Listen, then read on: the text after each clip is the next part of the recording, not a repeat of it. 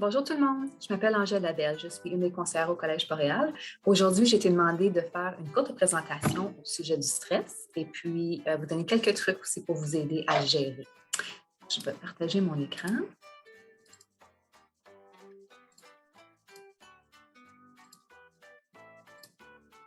Et voilà. OK.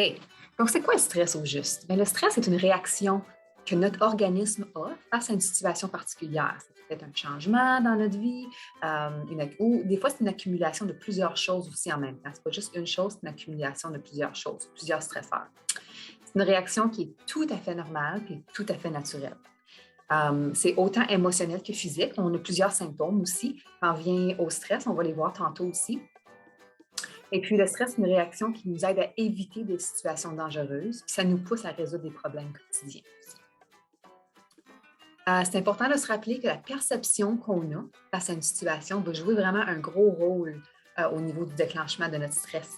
Puis, peut-être moi, une situation qui est stressante pour moi sera nécessairement pas stressante pour toi non plus. Donc, notre perception va jouer un gros rôle là-dedans aussi. Les causes, puis l'intensité, puis aussi les symptômes vont varier d'une personne à une autre. Oui, on a des symptômes plus en général, mais ça va quand même varier d'une personne à une autre. Puis certains stresseurs, des choses qui pourraient causer du stress, ça serait peut-être un examen, au niveau collégial, un examen, une présentation orale, des fois une entrevue pour un emploi. Ça peut être un horaire chargé. Des fois, c'est parce qu'on a juste trop de choses, une accumulation. Donc, tu as beaucoup de choses, soit que tu travailles, tu as des devoirs, tu as des cours, il y en a qui ont des enfants aussi. Donc, c'est vraiment beaucoup de choses dans une semaine, puis des fois, ça peut causer du stress à une personne. Ça peut être un événement traumatisant aussi, un accident ou quelque chose qui s'est passé. Peut-être la perte d'un être cher, peut-être aussi stressant, organiser les funérailles, puis ces choses-là. Puis une chicane avec un ami ou un membre de la famille. Donc, le stress peut être déclenché par différentes choses. Puis c'est tout, ça va dépendre d'une personne à une autre. Au niveau émotionnel, les symptômes qu'on peut revoir, puis ça, là, c'est vraiment en général, aussi garder ça en tête. On a l'irritabilité, l'angoisse, il peut y avoir une perte d'estime de soi, on est en état d'inquiétude constant, on est toujours inquiet, difficulté à se concentrer, difficulté à porter attention à quelque chose, difficulté à prendre des décisions ou à faire des choix. Ça peut être aussi l'accélération de la pensée. Tu sais, quand quelqu'un dit « j'arrête pas de penser, ça va vite dans ma tête », donc l'accélération de la pensée, on voit ça souvent quand on est stressé aussi. Et puis, des inquiétudes. Au niveau physique, on voit souvent des palpitations au cœur, des douleurs thoraciques, des soufflements, la difficulté à respirer. Des fois, il y a des nausées aussi. Il y a des gens qui sont vraiment affectés aussi au niveau gastro-intestinaux. Il va peut-être avoir de la diarrhée, la constipation, la sécheresse de la bouche, tension musculaire aussi, puis les transpirations, les mains moites. Donc, le stress, comme j'ai dit tantôt, c'est tout à fait normal. C'est normal d'avoir du stress face à des situations comme ça. Mais à long terme, il peut avoir quand même des effets nocifs sur la santé de la personne. Par exemple, ici, le stress chronique de longue durée, ça veut dire chronique, ça peut avoir des effets néfastes sur notre santé physique ainsi que psychologique. Donc ça, c'est juste quelques exemples. Au niveau physique, ça peut apporter des maladies cardiaques, pression artérielle élevée, un taux de cholestérol élevé. Ça peut aussi déclencher le diabète de type 2, l'eczéma, démangeaison, perte de cheveux, infection chronique, insomnie, etc. Puis au niveau psychologique, on peut voir aussi, ça peut causer la dépression, l'anxiété, perte de mémoire, tristesse, épuisement, pensée suicidaire, etc. Donc, je vais vous donner aussi quelques ressources à la fin de la présentation si jamais que vous avez de la difficulté avec le stress et que vous aimeriez avoir de l'appui. Puis des petits trucs pour gérer notre stress. Il faut se rappeler aussi que ce n'est pas juste une chose qui va vraiment aider à gérer notre stress, mais vraiment, c'est plusieurs choses qu'on peut faire ensemble. Numéro 1, pour se défouler. OK? Défoulez-vous. N'hésitez pas à taper du pied, bouger, pleurer, frapper sur un sac de boxe. Vous pouvez organiser comme ici une bataille d'oreillers si vous avez des enfants ou avec des amis ou quelque chose. C'est juste pour libérer toute cette énergie-là qu'on a en dedans de nous, là, qui est causée par le stress qui est pris à l'intérieur de nous. Donc, ça l'aide beaucoup de se défouler. Au niveau de la visualisation et la méditation, si jamais vous êtes intéressé là-dedans, on a beaucoup d'applications maintenant qui sont gratuites avec vos téléphones intelligents. Vous pouvez télécharger une application. Ça peut vous aider à comment bien respirer, comment méditer, comment faire de la visualisation. Ça peut relaxer vos pensées.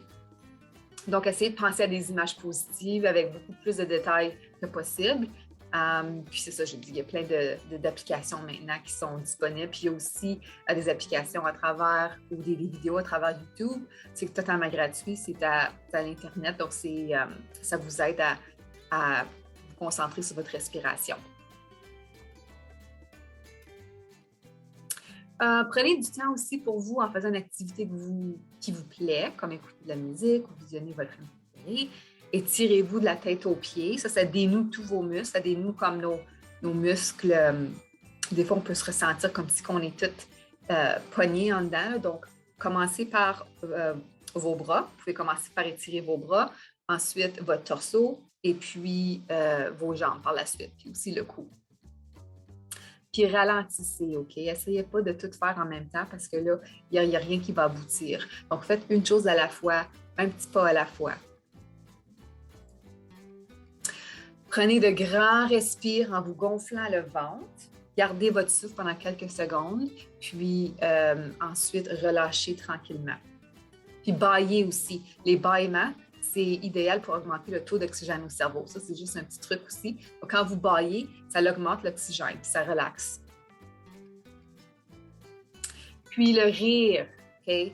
C'est tellement de bons bienfaits pour la santé. C'est une excellente façon de réduire notre niveau de stress.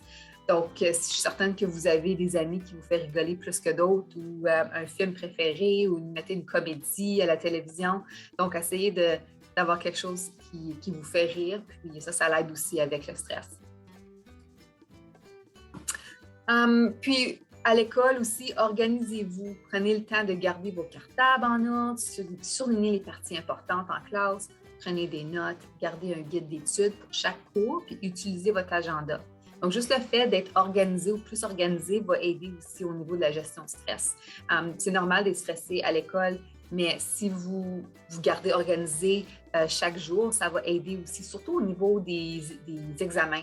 Donc, quand vous allez arriver à vos examens ou vos tests, si vous avez surligné les parties importantes, puis vous avez gardé un petit guide d'études, ça, le guide d'études, c'est juste des petites notes que vous pouvez écrire à côté.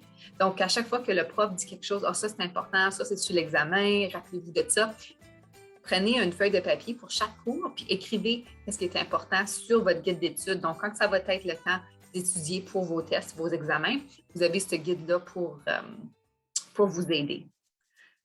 Puis, demandez de l'appui lorsque vous en avez besoin. Faites vos devoirs dans les salles d'études. Attendez pas la dernière minute pour remettre vos travaux. Donc, dans chaque campus, on a des coups de pouce, on a des gens qui sont là pour vous appuyer. Donc, si vous avez besoin d'aide à vous organiser ou vous avez des questions au sujet de certains travaux, attendez pas, faites un rendez-vous tout de suite, puis ça va vraiment aider votre stress. Dormez suffisamment. Donc, adoptez une routine de nuit. Ici, j'ai écrit oui comme un bébé, puis respectez-la. Donc, il y a une raison pourquoi on a des routines de nuit avec les enfants puis les bébés. Ça déclenche quelque chose en nous, puis ça nous dit « Ah, c'est le temps de se coucher », puis on se relaxe naturellement comme ça. Donc, une routine, ça serait pas de réseaux sociaux ni de télévision avant le coucher. À peu près 1 heure avant le coucher, essayez de tout fermer ça. Vous pouvez lire un livre, écouter de la musique, faire la méditation, la visualisation.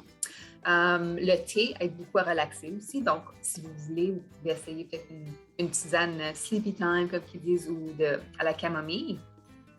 Prendre un bain avec des sels de bain ou des huiles essentielles. Le lavande aide beaucoup aussi pour se relaxer. Essayez de vous coucher à la même heure à tous les soirs aussi. Notre organisme, il aime beaucoup les routines. Donc, si vous vous couchez à tous les soirs en même temps, ça donne à votre corps la petite alarme pour dire « OK, c'est le temps de relaxer puis c'est le temps de faire dodo ». Essayez de dormir au moins 7 heures par nuit. Prenez soin de votre corps. Si on le dit souvent, c'est facile à dire, des fois c'est plus difficile à faire, mais si vous mangez des bons aliments, puis vous coupez aussi la caféine puis le sucre, ça aide aussi au niveau du stress. Donc, essayez de manger beaucoup de fruits, beaucoup de légumes, beaucoup d'aliments sains. Faites du sport, bougez votre corps au moins 30 minutes par jour. Puis si vous n'êtes pas vraiment sportif, vous pouvez quand même aller prendre des marches, ou comme monter, descendre des escaliers. Donc, essayez de rester en mouvement. Aller dehors, l'air fraîche aide beaucoup. Et puis le soleil aussi, c'est la vitamine D naturelle. Donc, si vous êtes capable, au moins, aller dehors au moins 15 minutes. Ça l'aide aussi quand vous allez étudier pour vos examens. Donc, faites à peu près 45 à 50 minutes d'études, puis ensuite, allez dehors pour 15 minutes. Ça l'aide vraiment à réveiller le cerveau. Et parler à quelqu'un en qui vous avez confiance aussi. Puis ça l'aide juste jaser des fois. Puis des fois, c'est pas pour demander non plus comme des conseils ou rien de même, mais c'est juste pour faire un petit debrief. Des fois, on a beaucoup de choses qui se passent dans nos vies, et puis ça l'aide de parler à un ami en qui vous avez confiance. Si jamais vous avez besoin d'aide supplémentaire, on a des conseillères qui sont disponibles pour vous. Vous pouvez prendre un rendez-vous avec une d'elles à partir de votre Mont-Boréal. Donc, Mont-Boréal, ensuite, vous cliquez sur Service aux étudiants en bleu, et puis vous pouvez faire un rendez-vous avec une conseillère. Il y a aussi, vous pouvez prendre ça en note aussi. On a Allô, j'écoute. C'est une ligne de crise 24 heures. Keep Me Safe aussi, c'est vous pouvez télécharger ça sur votre téléphone intelligent.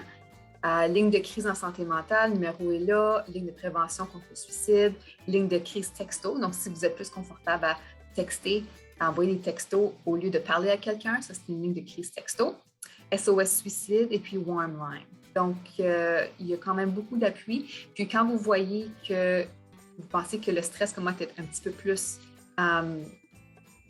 qu'il y a trop de stress dans votre vie, que vous avez de la difficulté à gérer, c'est là où ça serait vraiment important de faire un rendez-vous avec quelqu'un, un professionnel de la santé, juste pour vous aider puis vous appuyer pendant vos temps difficiles. Donc, j'espère que ça vous a aidé. Puis, je vous souhaite une belle journée.